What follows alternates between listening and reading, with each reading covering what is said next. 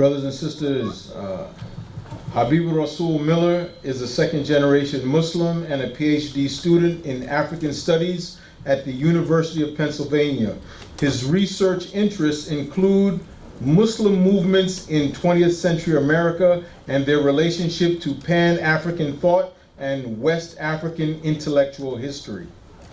At age 23, Rasul was initiated in the Tijani Tariqa by the renowned Sheikh Hassan Sisi, rahimahullah. He went on to study in Senegal with various scholars under the guidance of Sheikh Mahi Sisi in Medina Bay, Senegal. While residing in Harlem, he spent 7 years studying Maliki fiqh with Sheikh Amin Abdul Awal, and may Allah Ta'ala restore his health. And our brother Habib Rasul, he studied with Sheikh Amin at the Islamic Cultural Center of New York.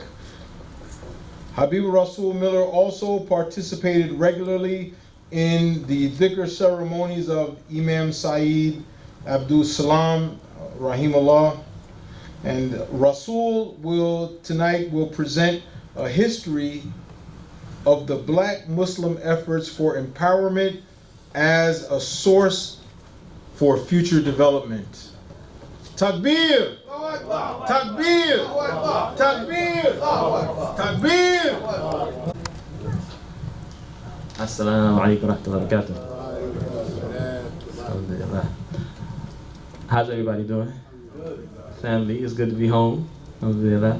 أعوذ بالله من الشيطان الرجيم بسم الله الرحمن الرحيم الحمد لله رب العالمين الرحمن الرحيم مالك يوم الدين إياك نعبد وإياك نستعين اهدنا الصراط المستقيم صراط الذين أنعمت عليهم غير المغضوب عليهم ولا الضالين آمين اللهم صل على سيدنا محمد الفاتح لما أغلق والخاتم لما سبق ناصر الحق بالحق والهادي إلى صراطك المستقيم وعلى آله حق قدره والمقدار العظيم أشهد أن لا إله إلا الله وحده لا شريك له وأشهد أن محمدا عبده ورسوله اللهم صل على سيدنا محمد النبي الأمي وأزواجه أمهات المؤمنين وذرياته وأهل البيت كما صليت على إبراهيم إنك حميد مجيد اللهم إني أسألك من كل خير سألك من محمد نبيك صلى الله عليه وسلم وأعوذ بك من كل شر استعاذك من محمد نبيك صلى الله عليه وسلم اللهم اغفر لنا ما قدمنا وما أخرنا وما أسررنا وما أعلنا وما أنت أعلم ما منا ربنا آتنا في الدنيا حسنة وفي الآخرة حسنة وقنا عذاب النار اللهم إنا نعوذ بك من فتنة المحيا والممات ومن فتنة القبر ومن فتنة السير الجاد ومن عذاب النار وسوء المصير اللهم صل على سيدنا محمد رضي الله عن أصحاب رسول الله صلى الله عليه وسلم لا حول ولا قوة إلا بالله العلي العظيم يا همة الشيخ احضرنا بهذا المحضر ولتأتي بنظرة تأتي لنا بظفر أما بعد. So it's really good to be home in front of family. And I guess I want to start by just kind of telling you, most of you already, know me kind of well, but for those who don't, just to kind of talk a little bit about my journey, how I got to this point. So a lot of my work, and I'm actually in Africana Studies and History at Penn. So a lot of my work really started with this impulse to try to capture the history of, can y'all hear me okay? I don't really want to hold the mic, but I'm kind of awkward in terms of how to. Good? Okay. Y'all can hear me good like this? Yeah. Okay. So really, I began this work by really wanting to capture the history of elders in the Muslim community in New York City. And when I was a young man, when I was in high school, I would come up here to New York City to visit my dad, and my dad would bring me here to the MIB. And I was always embraced and welcomed and felt really at home and spent a little bit of time with Imam Talib. And then when I went to college, I would come back more and I would sit with Imam Talib and we would speak more. And then when I finished college, I moved to New York and I moved to Harlem, first the Bronx, then to Harlem, and I would sit and talk with Imam Talib for as long as he would let me. And I kind of got bit by the ilm bug. I wanted to be a student of knowledge. I wanted to go study. So I went to Imam Talib and I said, what should I do?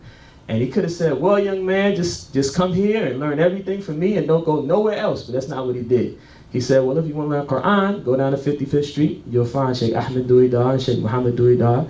So that's what I did. Then my dad took me to Senegal and I met Sheikh Hassan and I, took the tariqa and I came back and like he said, I attended the dhikr with Imam Saeed, radiallahu anhu, rahmatullahi alayhi, who's one of the founders of this masjid. And I studied fiqh with Sheikh Amin, who was the student of Dr. Suleiman Dunya, who's actually the person who gave my father Shahada. interestingly enough, in Jersey City, I think around 74. So I was doing all of that, but I would still come back home, you know, to MIB. And Imam Talib really kind of gave me the room to keep studying, keep growing, but always know I could come back home. And I tell people that, you know, I got my fiqh on over here, and I got my tasawwuf on over here, but in terms of the history of Islam in America and our socio-political condition, Imam Talib is my teacher, you know, and I hope that he knows that, you know, I see him in that light, and that's how I see him. And so a lot of this story kind of starts with that for me. So while I was taking these trips to New York City, I would sit with many of you all, and you know, many people from different communities, you know, from Brooklyn to down the street, other parts of Harlem. Down in South Carolina where I grew up, I had the good fortune to become close with a brother who was close to Sheikh Dawood. Went to college and spent time with a brother who also recently passed named Haj Dawood Haroun, rahmatullahi alayhi, who also just recently passed, who was Sheikh Dawood's secretary, the brother in South Carolina. His name was Brother Ayub Jones. So from these brothers, I was learning about Sheikh Dawood, and I finally said, okay, I wanna chronicle this stuff while people are still around and give this history. So I got a little flip cam. I don't even think they make flip cams anymore, but I got a little flip cam. Worst. Only for senior citizens. Only now the phone camera is better quality than this camera I had. But we went around interviewing people. I had the opportunity to interview Brother Suleiman Sealy right here in the back office before he passed away, and I interviewed him with Brother Usman Kareem, and I actually caught on camera them remembering each other on camera, you know, and Brother Suleiman started crying a little bit. It was beautiful, you know. And so then I said, well, let me go to school and learn how to do this the right way, right? The right way, right? So alhamdulillah, I applied to some places, and I got into school down at the University of Pennsylvania in Philadelphia. Seeing my brother Sufi down that way a while back. He left me. I was sad when he left, but when I first came, he was in Philly. And I said, okay, I got some family here. But you know, that's where I've been. So you haven't seen me for a while because I've been down there trying to finish this part of the journey. So this talk I'm going to give is a little different than the previous lectures in the ASWAD Lecture Series, because all the ones, at least that I've seen, they've all been given by people who were living witnesses to this history. I'm not that, you know. I came later. I'm a product of you all, right? But I had to go and talk to people who lived it to get an idea. So when I spoke with Imam Abdul Khaliq and we were talking about what my talk might be about, and I told him my thoughts of kind of just sharing some of things from my research, a kind of overview of this sort of the evolution and development of Islam in New York City among black folk, or African American, or Moorish American, or whatever, you know, the label you like, because it's all good. And he said, he got really excited. He said, you know, I think this will help to kind of fill in some gaps and kind of bring everything that we've heard so far together and give us a context to understand it. So inshallah, that's what I'm going to try to do. And I actually left my phone in the car, so I don't have some of my notes that I took, but inshallah, you know, that's how Allah wanted it. So I guess I'll start by saying I'm not going to go in too deep in detail with it, but maybe I'm going to leave some time at the end for questions and answers or corrections, you know, feedback of all kind I welcome. But one of the things that I kind of saw in doing this research is there's a narrative among some folks that, you know, the Islam that began to pop up in the 20th century, which is kind of where I start, you know, my research based on oral history, interviewing people. I can't really find people still alive who are alive in the late 1800s, so I got to start later. But you find people who seem to express that there's really no connection between the Islam that begins to pop up, early in the 20th century and what enslaved African Muslims and their descendants were doing here in the Atlantic world and this part of the world prior to that. I am not of that opinion, right? But nobody yet has been able to form this straight line, like, you know, Prince Ibrahim Abdurrahman sat with this person, who sat with that one, who sat with Elijah Muhammad, or Noble Drew. Nobody's been able to draw that straight line yet. But I think the way we can begin to think about that connection and find that connection is in the way of what we might call genealogy. Right? Genealogy. I have a good friend named Will Caldwell. Maybe he's somebody that can come at a later date to talk about his research. He looks at the earlier period, so he looks at people like Blyden and Deuce Muhammad Ali, folks like that. Shukran. But Muhammad, you gonna be good tonight? This is pretty good so far for you. But there are a few institutions that serve as sort of, that kind of protect this knowledge. They serve as sort of a preserver of this knowledge, this cultural memory of there being a connection between enslaved African people and Islam, right? 3 in particular that I've sort of identified. One being Prince Hall Freemasonry, right? And it's not endorsing Prince Hall Freemasonry, but certainly this seems to have been one of the institutions that was active in the black community that sort of maintained this memory in people's minds. People were exposed to this reality that, oh, there were Muslim people, you know, and there's a long history of that. I just mentioned Prince Ibrahim Abdurrahman, who was an enslaved West African Muslim who was the son of the ruler of Futa Toro. You know, when he comes to try to raise money to get the freedom for his family, one of the institutions that embraces him, one of the only ones that continues to support him after he says that I'm Muslim and I'm not going to become Christian, is Prince Hall Freemasons. And he meets David Walker a couple years before he pens his famous appeal, David Walker's appeal, right? So you have these kind of connections. Another one is the Garvey movement. And the Marcus Garvey movement is particularly important here in New York City. Because this is where Marcus Garvey, this was his base for a while, and when I interviewed some folks from Sheikh Dawood's community, one sister in particular, a sister named Mama Rakia Abdurrahman, when I interviewed her and I asked her, when's the first time you ever heard about Islam? And she said, when I was a little girl, I remember there was some Garveyites, some of Garvey's people, and those are the first people that I heard talking about some Islam, you know.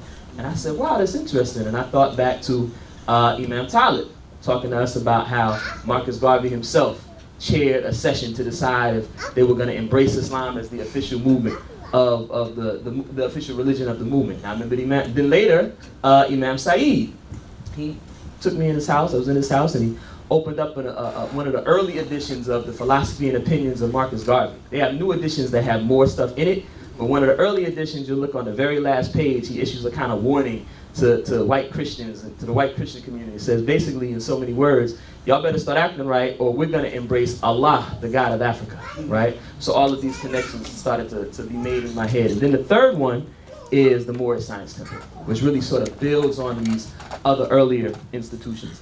And the Moorish Science Temple in this area, New York, New Jersey, one of the things you'll find is that, and there's a guy named Patrick Bowen who writes about some of this history. He was able to find unearth some good stuff that a lot of people didn't know, I myself didn't know.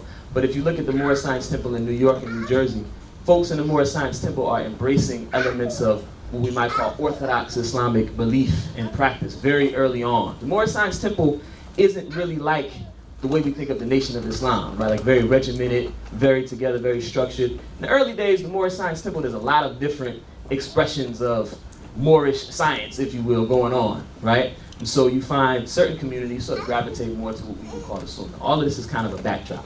So the first person that I want to talk about, and sort of where I sort of enter into telling this story after giving that background, is with a man who, prior to 1930, in the late 1920s, went by the name of James Lomax Bey.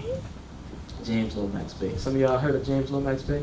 This name sound familiar? So James Lomax Bey was a member of the Moorish Science Temple. He was from, I believe, Abbeville, South Carolina, originally. And like many folks who, you know, came up north during the Great Migration, he began to rethink his understanding of race and his understanding of religion. And he joined the Moorish Science Temple and he became one of, this wasn't the term they used, but you could say one of Noble Drew Ali's top lieutenants, right?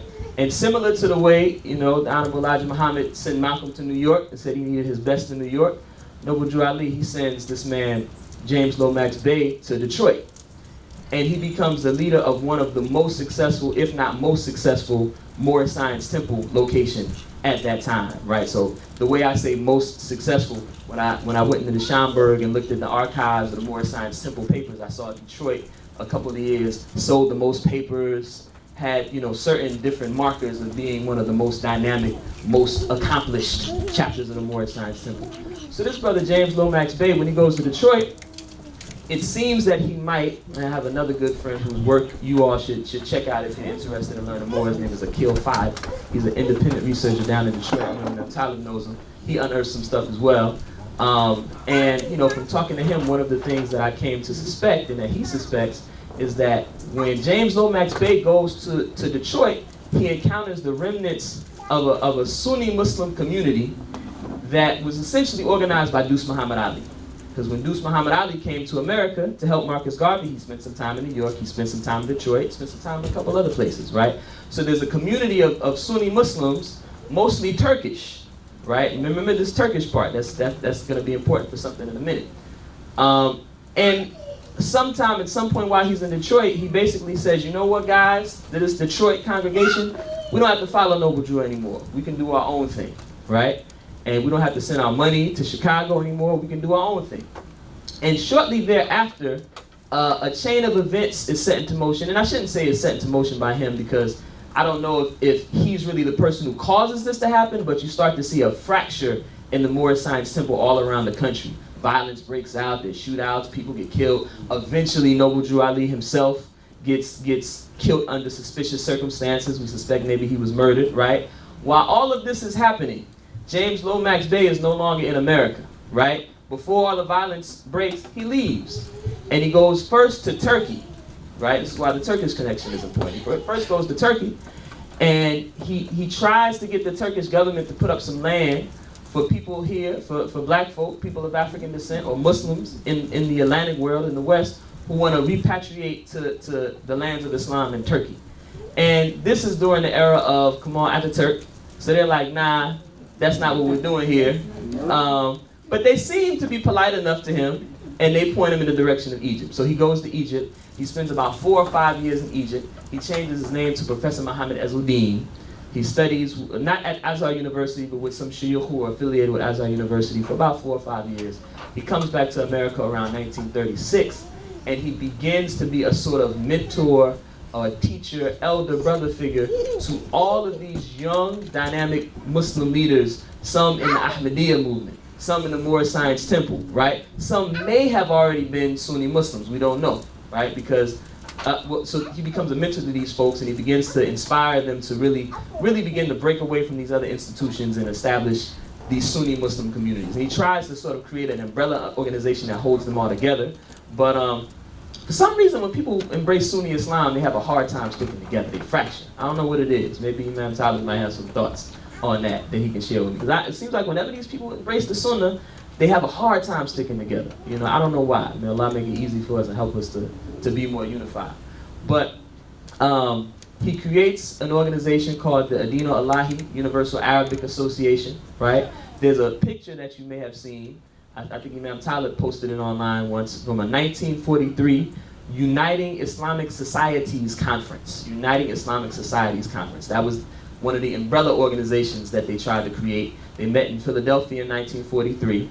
And if you see this picture, I should have prepared like a little PowerPoint, but if you get a chance to see this picture, you'll see a bunch of young Muslims, some middle age, but mostly young Muslim, black Muslim, women and men, right? And you see one man in the center, right, who has a gray beard, right? His beard is white, everybody else's beard is black. That man in the center is Professor Muhammad Ezzuddin. And you see standing in that picture, you see Sheikh Nasruddin Ahmed from Philadelphia, who breaks away from, I believe, the Moorish Science Temple at the time, but he may have also had some relationship to the Ahmadiyya community as well, who starts really the oldest Sunni Muslim community in Philadelphia. And right now, Masjid Quba in Philadelphia, where I live in West Philly, is sort of, we might borrow the term from MIB, the lineal descendant of that community, right? Oldest community of black folks trying to teach the Sunnah, right there in Philadelphia. You have Hajj Wali Akram is there as well, from Cleveland, First Mosque of Cleveland, who breaks away from the Ahmadiyya community to form that community. And you have a young Sheikh Dawood, right? And you see and this is one of the things that kind of freaked me out, because I always thought, well, Sheikh Dawood is kind of where the story of black Sunni Islam starts, right? But Sheikh Dawood is a young man, and he's standing next to this man who looks like he's old enough to maybe even be his father, right? And Professor Muhammad Ezzuddin.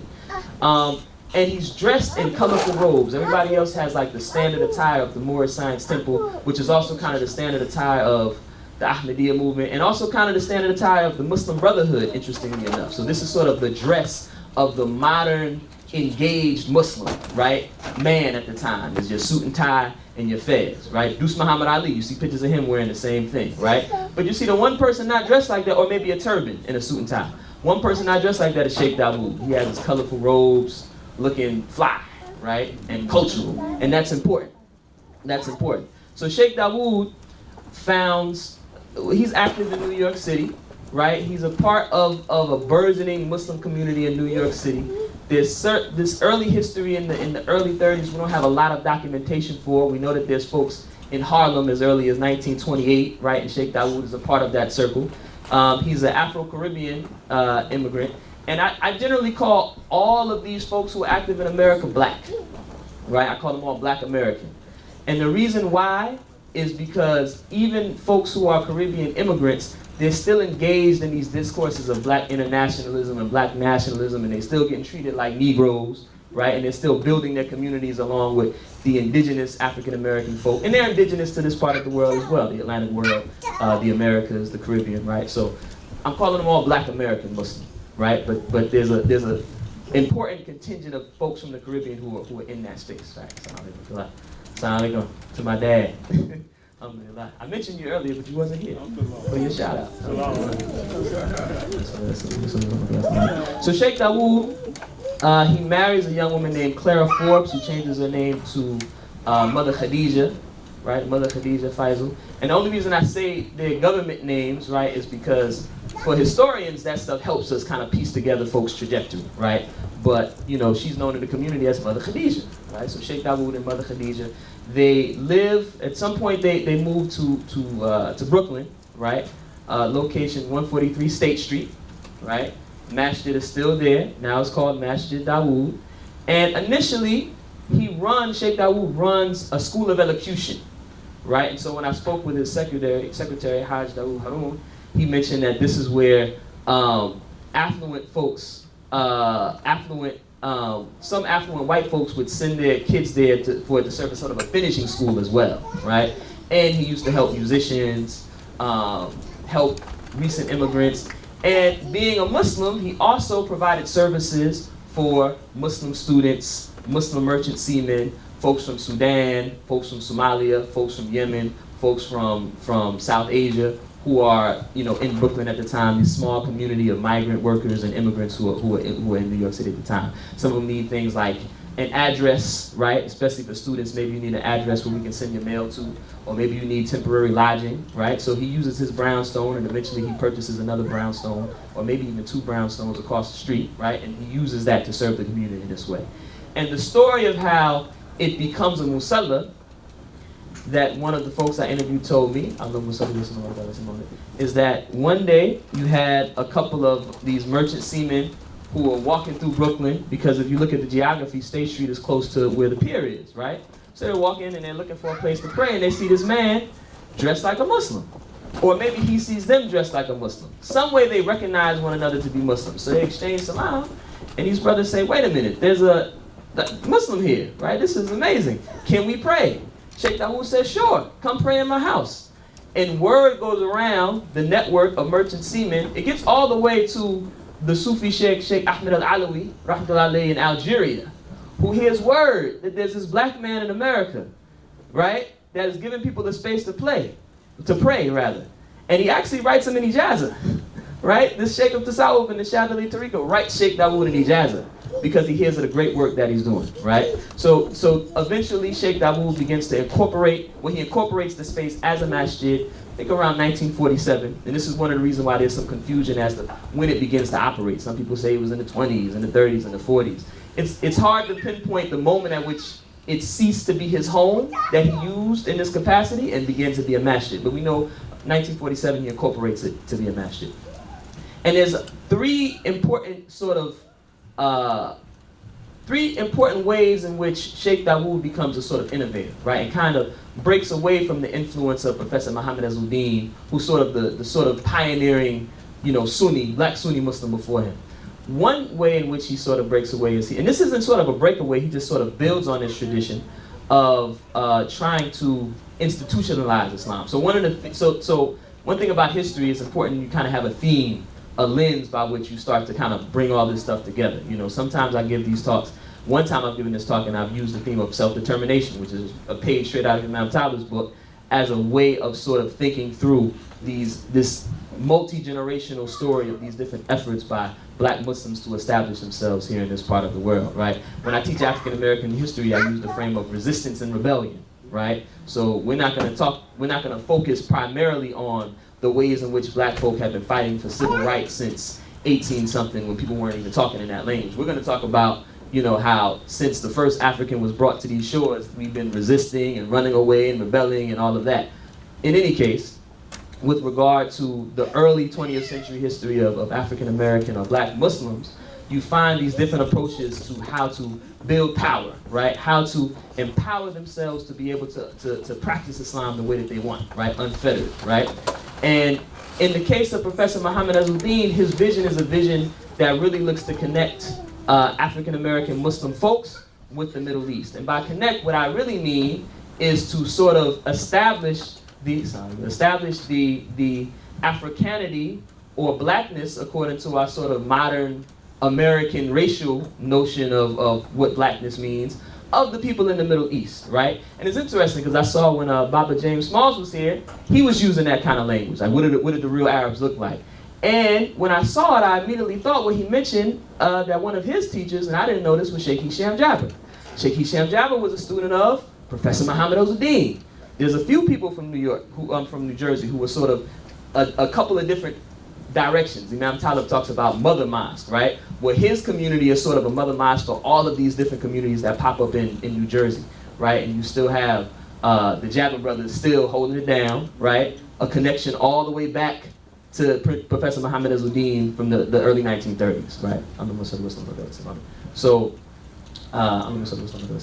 So in the case of Sheikh Dawood, in this strategy that Professor Muhammad Azzuddin adopts isn't really radical. And when I say radical, what I mean is it's radical, but it's not entirely new, right? Because even if you look at what Noble Drew Ali was doing, even if you read Du Bois's work, I think it came out in 1913, called The Negro, or maybe 1915, called The Negro. I think it was 1915. Not the Philadelphia Negro, he has a work called The Negro. And it seems like basically an academic treatise for the Asiatic black man concept, right? He's talking about connecting the Moors in North Africa and Spain to the Muslims in Timbuktu, the folks in the Middle East and Egypt and Ethiopia, right? Sounds familiar. So what Professor Muhammad Azzuddin is doing is he's taking this concept and he's sort of activating it, mobilizing it in a way that allows African American Muslims to connect to the broader Muslim world. Sheikh Dawood takes it in a little bit of a different direction, right? Sheikh Dawood takes it in a more African direction, right? When you look at how he would describe his own genealogy, he would say, you know, well, my father was, you know, a Moor who was of the Bambara tribe, right? A West African, very West African, sub-Saharan African tribe, right? Was enrolled with the Night Riders of Samori Toure, right? In fact, before as an imam, he establishes the masjid, right? He writes a play called Kumba, right? One of the historians writes this play about Samori Toure called Kumba. So when I was looking for evidence of this play, I found a newspaper article that says, first of all, it told me the name of the play was Kumba. It says that it played in Harlem at I forget the name of the theater, but he played in this particular theater, then moved to Newark, right? In the 1930s, the play moved to Newark. But it says he co-wrote it with a man named Daouda Kamara, right? Daouda Kamara, which is a West African name. It sounds like a Senegalese name, but also Kamara, you also find it in Mali, Guinea, places like this, right? So this is 1926, right? 1926, I believe. 1919, one of my professors said 1919 is where he finds the first evidence of Senegalese in Harlem. There's like 4 of them who work on the ship and they come to Harlem, right? So there's not many, you know, Senegalese brothers and sisters, probably no sisters, you know, running around Harlem at this time, right? It's just these merchant seamen, right? At least one of them, Sheikh Dawood is co-writing a play with. So he's already thinking about his Africanity in a different kind of way, right? He never comes out and says, well, I don't know what's up with this Arab stuff. No, he just says, well, I'm going in more of an African direction, right? And you see that manifest later in the people that are drawn to his community.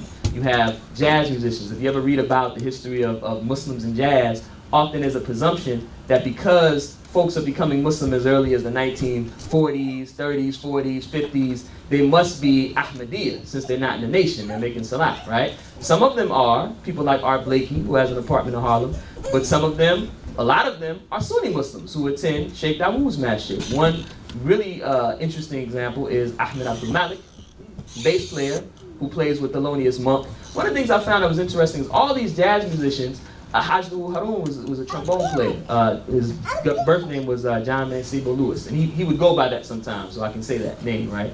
But it seems like a lot of the musicians who attended Sheikh Dawood's masjid, they were folks who kind of stayed local, right? They were like some of the best players who, when folks like Monk would come to New York, he would tap them to play with them. But they were people who kind of stayed local and built families and things like this, which is another interesting point that we'll come back to in a minute. But, so Ahmed Abdul Malik, for years, people presume that he's Sudanese, because he tells people, I'm Sudanese. Until the historian Robin D.G. Kelly, he writes about Ahmed Abdul Malik, and he discovers, or rather he writes about other folks who discovered that he actually was born of Jamaican immigrants. And so a bunch of people, of course, their first reaction is to say, well, this guy's just lying, right? He's making stuff up. But Robin D.G. Kelly's not that kind of person. He understands the tradition enough to say, no, there's something deeper going on here. And he talks about the relationship between this kind of African and Islamic identity and this black internationalist consciousness that's emerging at the time. I mean, this is a man who called himself Sudanese before Sudan was a country. So what does it mean for a black man to embrace Islam and say, I'm from that place that the Arabs used to call all of black Africa, including Senegal and Gambia and these places? I'm from there, I'm Sudanese, right? And you don't need to know how, the route by which I got from there to here. You just need to know I'm Sudanese and I'm Muslim, right? So this is the kind of consciousness that you saw brewing in Sheikh Dawood's community. Also, an even better example is the work of Bilal Abdurrahman and his wife Rakia Abdurrahman. So they were pillars in Sheikh Dawood's community. They established a restaurant or tea room sort of called the African Quarters, right? Where they had Malcolm come speak, right? And so these were African-American Sunni Muslims who understood the importance of culture. Bilal Abdurrahman was a musician and an educator, right? So he would give classes and demonstrations where he would teach people about West African instruments, and they would do fashion shows, right? Where the sisters, his wife and other sisters would make clothes to show people in the broader community, right? That there's a way you can dress modestly in a way that is Islamically appropriate and still look fly. Remember I told you, that fly part is important, right? That fly part is important. And this was something that Sheikh Dawood, he himself embodied. And you see the people who kind of came out of this community, they embodied it too. Eventually Bilal and Rakia, they would take trips to West Africa, and they would make that kind of connection, right? They took extensive trips through Ghana, different parts of West Africa and whatnot. And they would do these demonstrations at libraries, places where the rest of the community could benefit. So this is one aspect of Sheikh Dawood's sort of term, the character of his community. Another, or his approach rather, another was he really kind of doubled down on trying to gain institutional recognition for Islam. So doing things like having, he did things like Muslim birth certificates, right? Muslim marriage certificates, ID cards. And some of this is building on a tradition of Professor Muhammad Azzuddin and Noble Drew Ali, but Sheikh Dawood really kind of makes it official in a different kind of way, building relationships with folks in the city, making sure he gets his mosque incorporated, right? Building relationships with people in the UN. So this is another way in which Sheikh Dawood kind of makes a turn. And then the third is, that I think is interesting. So before Sheikh Dawood, Professor Muhammad Azzuddin and the folks influenced by him in places like upstate New York, right outside of Buffalo, and parts of Pennsylvania and New Jersey, the model for being able to achieve self-determination was really like to go out and build a community in a rural area, right, where the people couldn't get to you, right? And Sheikh Dawood tries this at some point too. In Fishkill, he creates a community called Dar Salam, right? It doesn't really get off the ground, but one of the things Sheikh Dawood does is he really doubles down on building a presence locally in Brooklyn, right? And he creates a space that really becomes the beginning of the ethnic enclave that we now call Arab Town, right? Down there by where Masjid Farouk and the Ahlul Bayt Center and all that is. Part of the reason why that ethnic enclave was able to develop is because when the first waves of Arab Muslim immigrants, they weren't the first wave of Arab immigrants, first wave of Arab immigrants was largely Christian. But when that first wave of Arab Muslim immigrants comes, starting in the 1930s, 1940s, right, where they're gonna go pray? Sheikh Dawood is very accommodating. I like to refer to him as a person who's thinking as a black internationalist, right? So rather than simply, okay, it's all about who's African, right? And rather than thinking about, I'm just concerned with black folk here, he has a very expansive notion of what his community looks like, right? So he's cognizant of his Africanity, his Africanness. And when you talk to even children who grew up in this community, right, it's imprinted on them from a young age. We're African people, right? White folks, they're European people. These are the terms that they're taught to think in and see the world in. But he still opens up this community to Arab, South Asian immigrants as well. So the masjid becomes a very sort of ethnically diverse community. There's another masjid that I don't have the time to talk a lot about today, but up here in Harlem you have 303, right? Which Sheikh Dawood's community has a relationship to. And I'll say this. So there's some physical evidence to demonstrate that 303 was actually founded by folks in the Moorish Science Temple, right? There's a small Somali immigrant community that emerges in Harlem that begins to worship there. One of them is a brother named Ibrahim Goulet, who serves as the imam, right? Probably because he's the most knowledgeable. But the building is owned and established by folks who grow out of the Moorish Science Temple and embrace the Sunnah. I had a conversation with Imam Saeed, rahmatullahi alayhi, and one of the things he mentioned, he was a real wealth of knowledge, not only on tasawwuf and Islam in general, but on the history of Islam in this part of the world, because he was an elder who became Muslim at a young age and got around a lot, right? So he would tell me about when he would go to 303 and sit with the folks who were elders when he was a young man who had recently become Muslim, right? And so these are people that I couldn't dream to be able to get a chance to talk with now, because at this point they were maybe old enough to be his father or grandfather, right? But he preserved some of that oral tradition of what they were saying, what they remembered about the history of Islam here. So one of the things he mentioned is that this community of folks from the Moorish Science Temple, right, who was responsible for establishing 303 and instrumental in establishing the masjid on 72nd Street, One Riverside Drive, right, which is the predecessor to the Islamic Cultural Center on 96th Street, right? These folks are actually folks who came out of the Garvey movement and then joined the Moorish Science Temple and then joined the Sunnah and then helped build all these masajid and nobody knows about it, right? You imagine going to 96th Street and saying some black folk who used to be Garveyites and then Moors were really the impetus for this masjid being built, right? The initial sort of the people who set it in motion, right? People look at you like, what? Similar to the way that if you went to Sheikh Dawood's masjid, it's called Masjid Dawood, and a brother named Imam Shai Abdul Mani, right, who I also interviewed, brother who came out of the Dar, another person who's been very instrumental in my research and my development.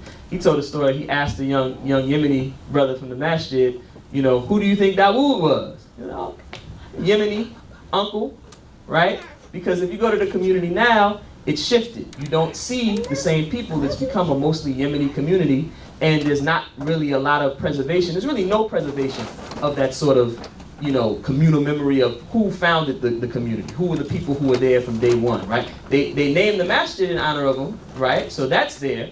So that's a good thing. But in terms of people knowing who Sheikh Dawood was, it's not there. Even in terms of his documents, there's everybody's kind of, who's done some of this historical research will tell you the same horror story that when Sheikh Dawood passed away, people were throwing his writings out in dumpsters.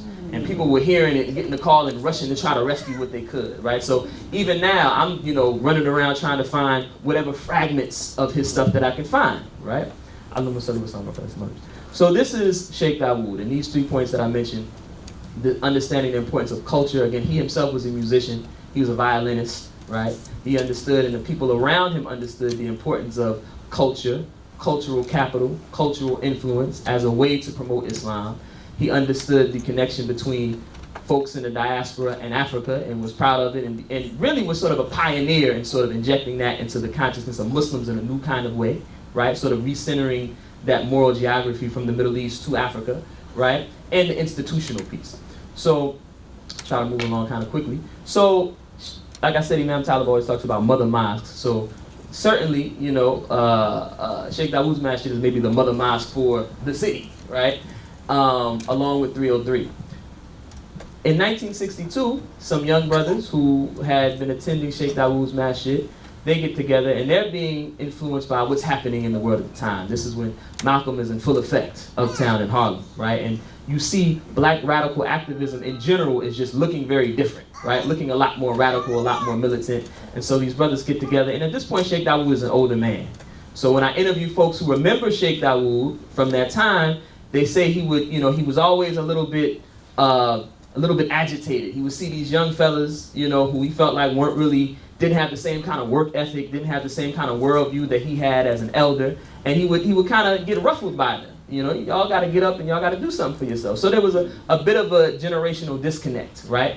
So some of these young brothers, they get together and they say, we want to start something new. We want to start a different kind of community concept. And this becomes the beginning of the Darul Islam movement. And I know we've had a couple of folks from the Darul Islam movement come and lecture on that here. So I'll try not to rehash a lot of that. But one of the things that's interesting about the Dar is the Dar goes through these shifts. So in the beginning, the Dar kind of follows the same sort of concept of Sheikh Dawood, that we need a masjid. And the thing about the real sort of debt that I think a lot of us owe to the Dar is one of the first communities that said, okay, it gotta be about 5 salat in the masjid. That was their mantra, 5 salat in the masjid, right? 1962. You know, we gotta have this place open so people can come and make the prayer, right? So they build this community masjid, and a couple of things happen to sort of change the approach of the Dar and bring them into another phase. One of them is they have a couple of run-ins with law enforcement, right? A couple of kind of, you know, minor, we could say, run-ins with law enforcement that really show them, okay, we need to be self-determined, and we need to be able to empower ourselves in a way where we're not victimized by this kind of police brutality and really Islamophobia. People didn't have that word back then, but that's really what it was. Another thing that happens is the Republic of New Africa opens its offices down the street. So there's a kind of cross-pollination going with people from the Dar sending their kids to the school that the brother who runs the Republic of New Africa founds, and people are conversing in that way. Third thing that happens is some folks from the Dar, they go to a black nationalist conference in Detroit in 1969, I believe, 1969 or 1970. And there's a big melee. These Muslim brothers don't have anything to do with it, but it's a huge conference. There's a huge melee. A police officer ends up getting shot, and a bunch of people who are there in the conference who have nothing to do with this violence get locked up, including some of the Muslim brothers from the Dar. So they come back from that conference politicized, you know, ready to get it popping, as we say. They say, okay, now we need to build a nation. We need a flag. This is Darul Islam. We in the middle of Darul Harb. That ain't what it's about, you know. And the Dar kind of kicks into another gear. And they build a national movement, which is really a sort of network of Sunni mosques, Sunni masajid around the country to have the same kind of community concept. As this is happening, as you all know, uptown, right, when Hajj Malik Shabazz, Malcolm X, Rahmatullahi, when he is martyred, while he's being martyred, Sheikh Alama Tawfiq, Rahmatullahi, is in Egypt, comes back in 1967. You heard that story from Bobby James Smalls.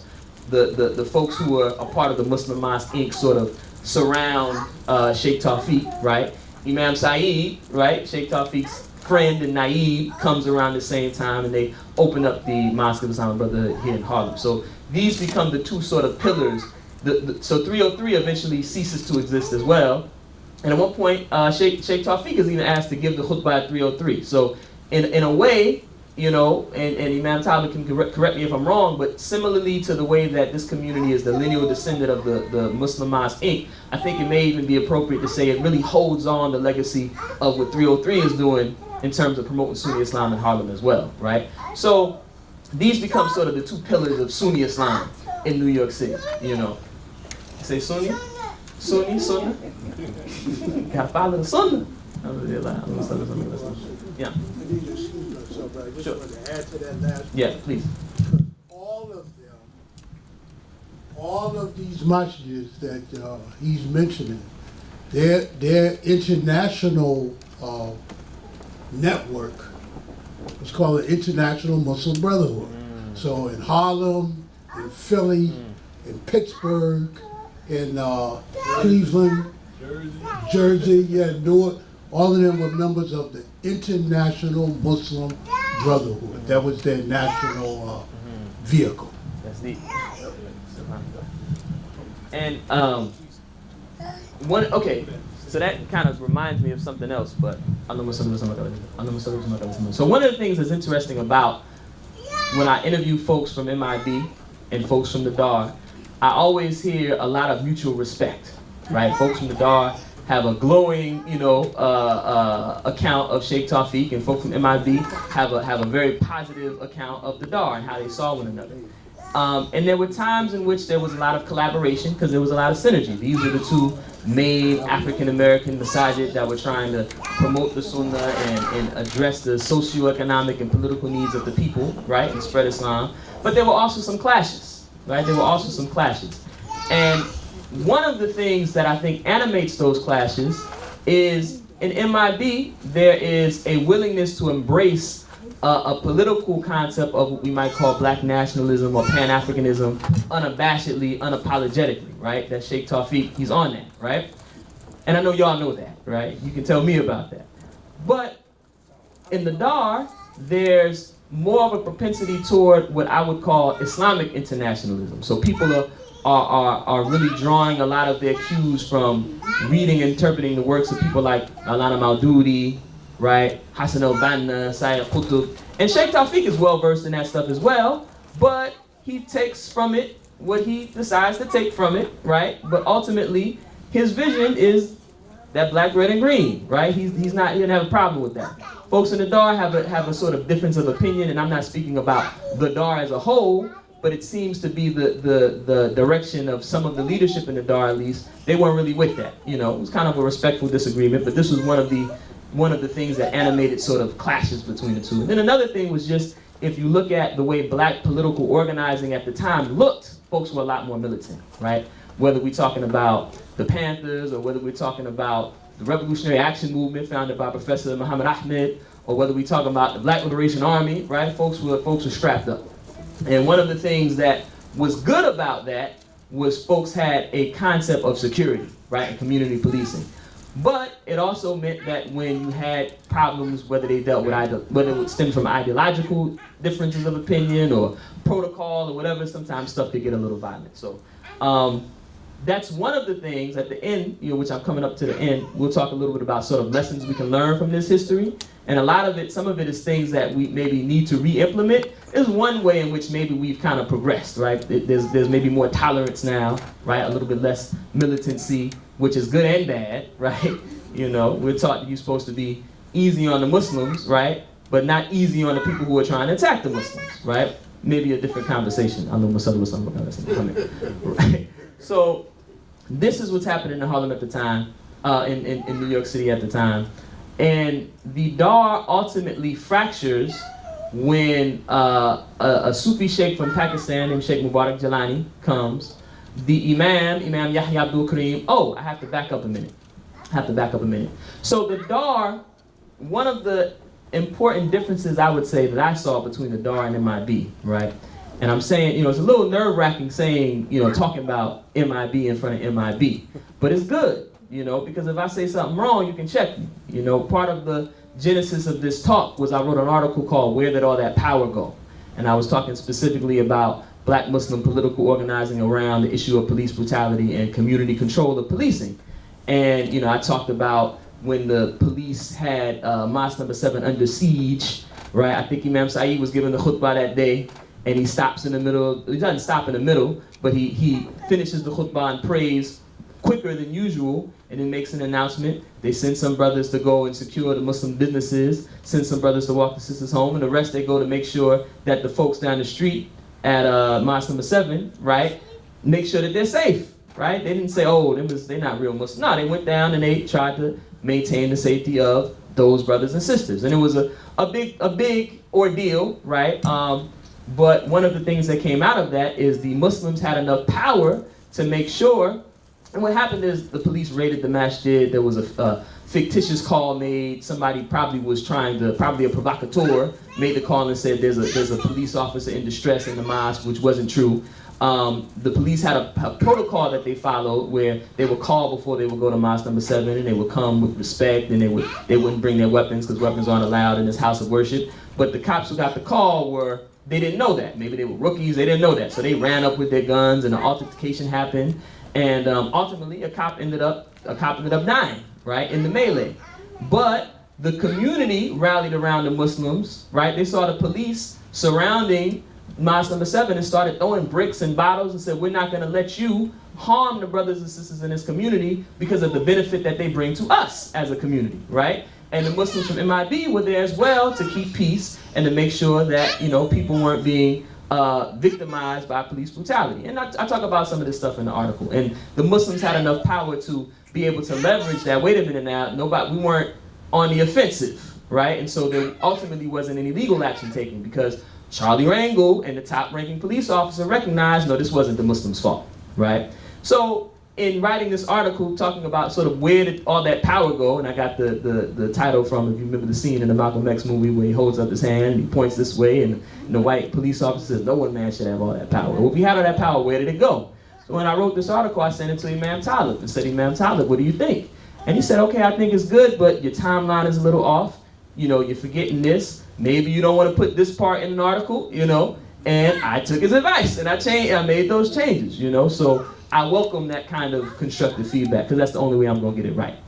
I know So one of the things that I gathered from the things I've read and from talking to folks from the older generation here at MIB is that there was a real emphasis on building a local community that could serve the Harlem community, right? A sort of localized institution. The Dar's philosophy was more, we need to build a national movement to establish Islam, right? Both beautiful concepts, right, that we can learn a lot from. But ultimately, I think one of the things that helped the MIB to be able to maintain itself is that focus on building a localized community. And also to the extent that the Dar maintained itself, because you have, when the community fractured, some people, the people who followed the leadership of Imam Yahya Abdul Karim in embracing Sheikh Mubarak Jalani, they found something called the Fuqara Jamaat. And they now have a network of these rural communities of African American Muslims, right, who are deeply sort of deeply engaged with Pakistani culture as well. And I don't say that as a bad thing, right? Network of those communities, maybe something like 30-something communities like that around the country.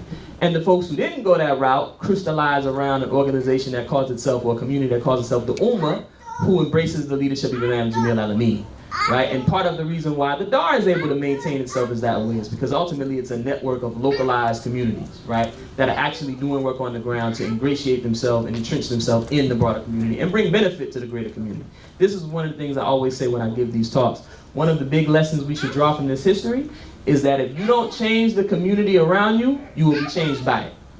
So the folks who went out to rural areas in the 1930s, right, to establish these Muslim communities, oftentimes you find now the people aren't still following the deen. They still have a memory. They still know that this is the origins of their community, right? But there's not that same, practice of Islam in the same kind of way.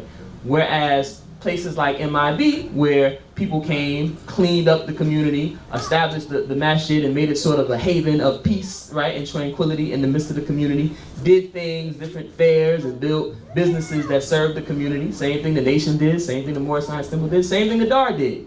These are the communities that were able to have longevity, right? So if you don't change the community around you, you will be changed by it.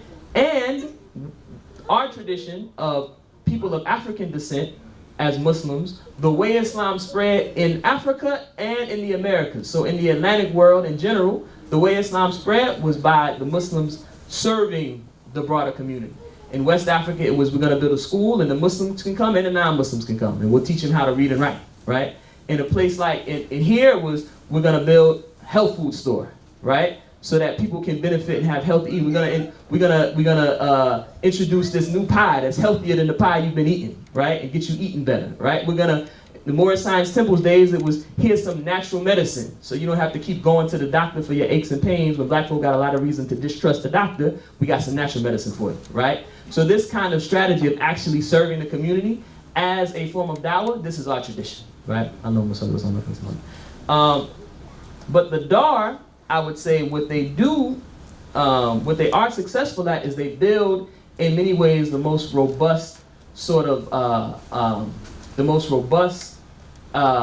program to build political economic power among African American Sunni Muslims, right? And their program looks a lot like the program of the nation, looks a lot like the program of Marcus Garvey, right? There's a continuity here, right? But it involves about 4 or 5 things that I saw all of these communities did. One, they always built businesses. They built economic institutions that generated money, right? Because you gotta have money to keep the community going, keep the lights on. They gave people jobs, Because if people don't have jobs and can't feed themselves, then they ain't really trying to hear what you kicking about, you know, how I need to pray more, right? And this is something that is kind of a pet peeve of mine when we look at these material concerns that we have. Some folks, their go-to thing is to say, well, the reason y'all black folk ain't got enough money is because, you know, you're not moral enough. You know, you don't have, you're having children out of wedlock, right? The reason you're getting shot down in the streets, well, it's a cultural problem, right? This old Moynihan report logic, right? That most of black folks' problems are sort of self-induced, right? With no analysis of the economic nature of these problems, right? As if other communities of people who aren't getting shot by the police and who are making a lot of money and have wealth are more moral than we are, or praying harder than we are, have a better aqidah than we are, right? And that's not the case. So, when we find in the DAR is a very robust sort of political economic program. This economic piece, like I said, people gotta have jobs, you gotta have money to keep the lights on, and there are businesses that actually serve the community, right? In the case of the DAR, they established the first incense making factory, right? And now it's like, you know, old hat. You go to any urban black community, you're gonna have a brother on the corner with a stand selling his incense and oils. But at the time, this wasn't common, right? Or not as common. So the DAR does a lot to sort of build that tradition, right? Another thing that all of these communities have is they have a newspaper, right? They have a media outlet, right? And these are all things that we need to reinitiate, right? In a way that is conducive to our situation in 2019. We're in 2019, subhanAllah, I was about to say 2018. That's deep, subhanAllah. We're in 2019.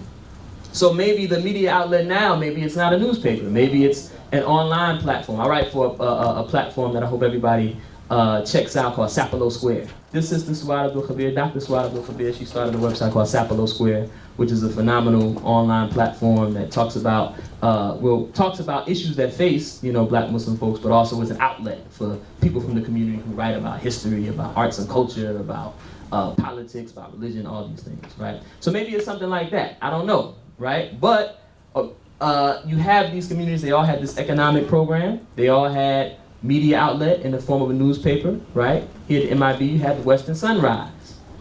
The DAR had Jihad al-Akbar, you know? The Nation had Muhammad Speaks. Before that, Garvey had the Negro World. Before that, Deuce Muhammad Ali had the African Orient Times in Review, right? So you have the media outlet, the economic piece. You have the security piece, the community policing piece. So this is like the FOI, or DAR had Ra'd, right? Which is the Arabic word that means thunder, right?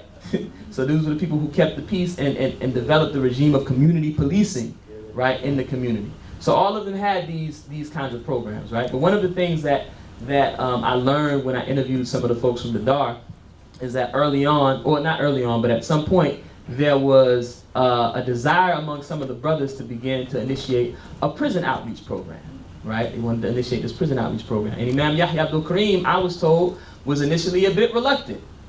He said, I don't know if that's the place we should, you know, focus the main thrust of our dawah, right? And ultimately he said, okay, he relented and said, okay, you can do it, but don't take money for it. Don't make it a professionalized thing.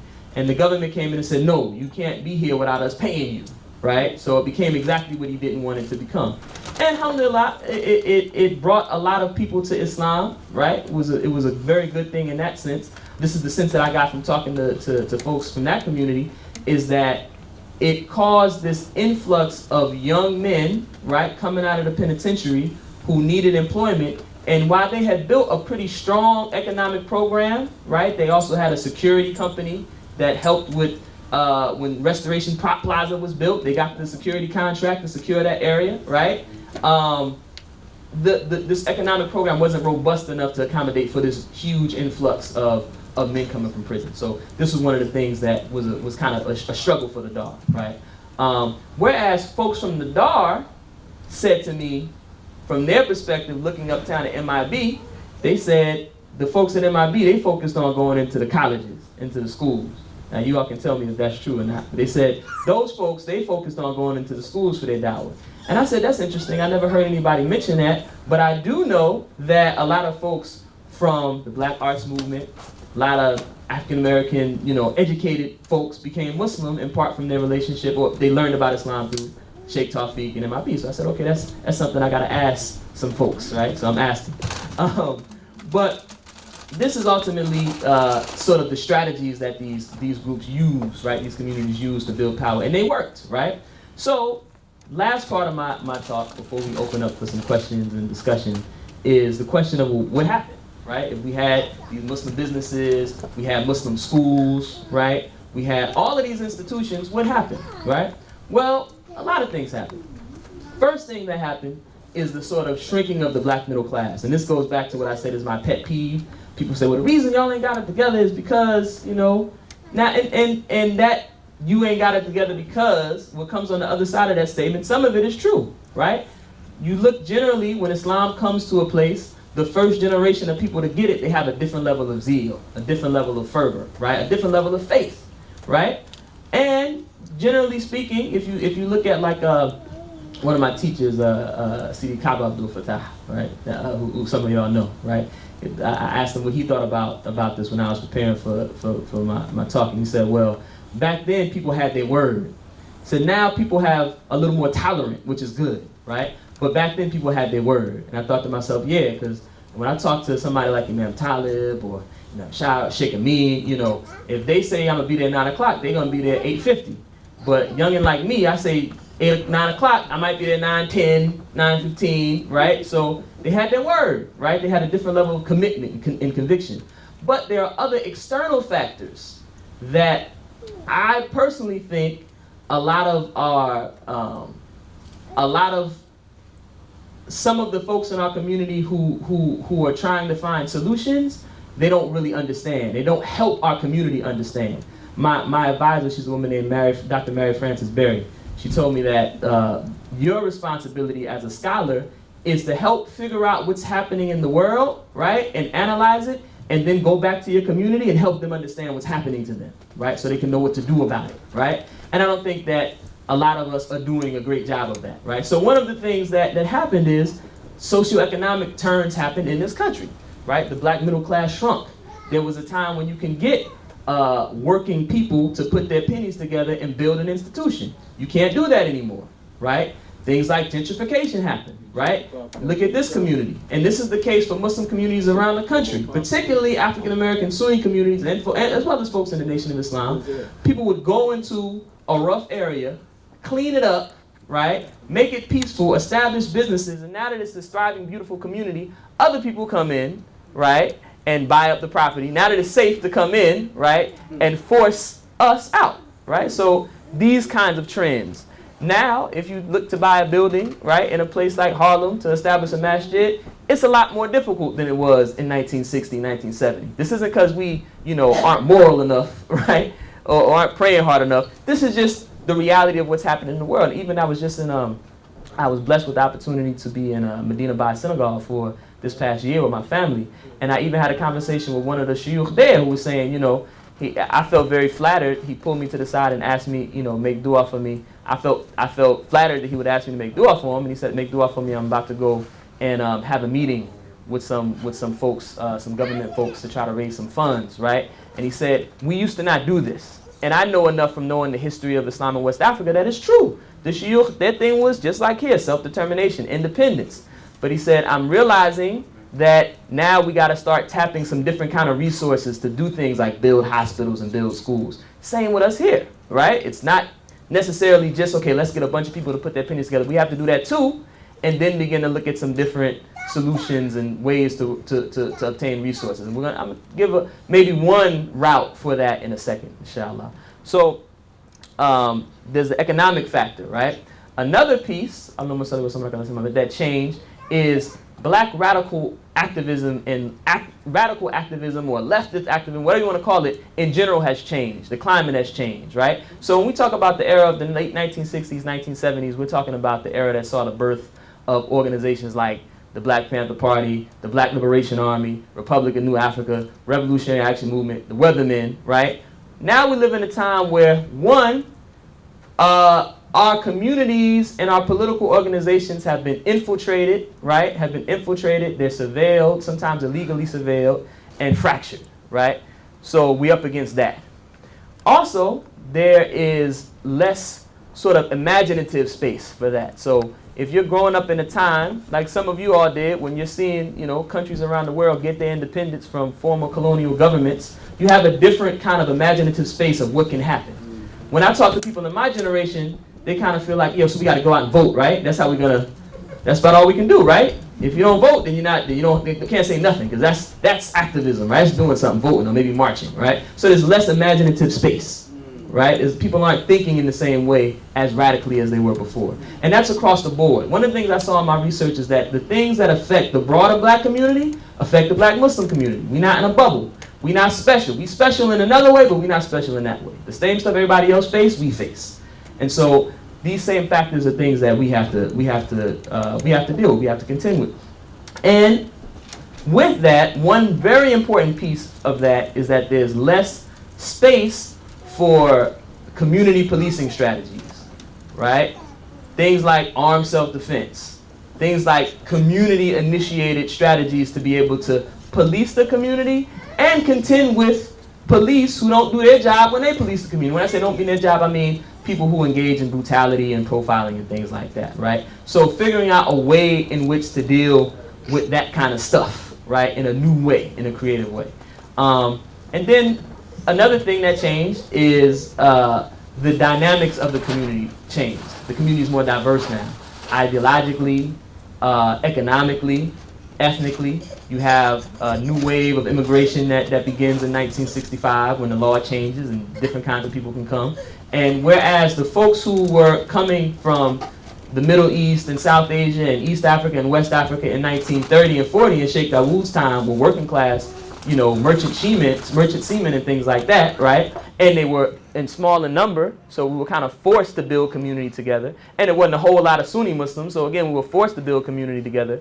Now you have a diversity of folks with different interests, different agenda, and this is something we have to contend with. I remember Imam Talib told me one time he went into an imam's meeting, and they tried to develop an agenda for the Muslims in, I don't know if it was in New York or what have you, maybe he'd remember.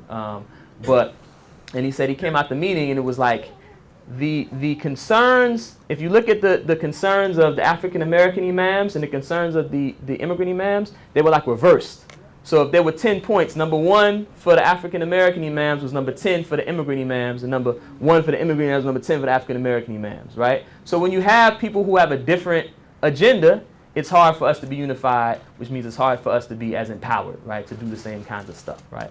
So these are some of the things that we have to contend with, we have to find answers to.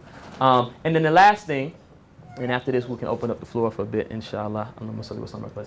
The last thing is, and this is really kind of an extension of, I think, the second thing I said, of that radical imaginative space shrinking, right? So what you find is in the broader black community, there's a shift toward electoral politics, right, in the late 70s. And this is when you start to have like a plethora of black mayors and black elected officials. And this can be a good thing, because having more people in office who look like you means these are people that you can go to ask for resources, to ask for funds, to ask for support in different kind of ways. But another thing that my advisor, Mary Frances Berry, used to always tell me is that protest is an essential ingredient of politics, right? Protest is an essential ingredient in politics, right? So if you have somebody like Ilhan Omar or Rashida Tlaib, one of these sisters who just got elected to Congress, right? First Muslim women to get elected to Congress, who was saying things like we need to get this guy Trump out of office, or saying things like, BDS, which is boycott, divest, and sanction. This is the movement to support folks in Palestine. If they're supporting this stuff and their constituency is silent because they're too scared, they won't be able to do anything. If the constituency is in the streets, and this is where I'm not a fan of marching, but if you're going to march, that's where marching comes into play, right? Or making noise in other kinds of ways, whether it's through boycotting, whether it's through, taking over a building, right? These kinds of things, right? When that is done on the ground, then folks who are elected officials who represent you, they can actually do something, right? If they want to do something good, you're empowering them to do something good. And if they don't want to do nothing good, what you're saying is, well, we're going to hold you accountable because we put you there, right? So one of the things that